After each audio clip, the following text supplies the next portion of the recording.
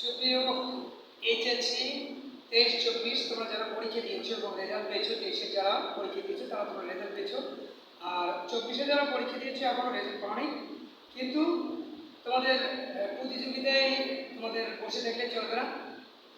অনেকে চিন্তা ভাবনা করেছো তোমরা বুয়েট রুয়েট বিশ্ববিদ্যালয়ে বিভিন্ন জায়গায় পরীক্ষা দেওয়ার জন্য তোমরা চেষ্টা করেছো। যারা 24-এ তারা 23-এ তারা তো চেষ্টা করেছো, আর যারা 24-এ তারা তো চেষ্টা করবে।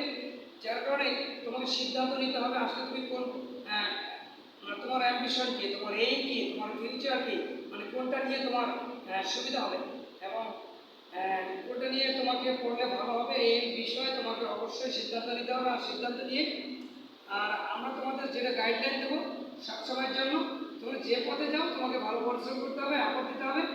আর আমরা সুপরামর্শ দিয়ে থাকবো, কেননা আমরা যেহেতু ইম্পালস নার্সিং অর্থাৎ নার্সিংয়ের জন্য আমরা তোমাদের সবসময়ের জন্য আমরা গাইডলাইন দিচ্ছি, পরামর্শ দিচ্ছি।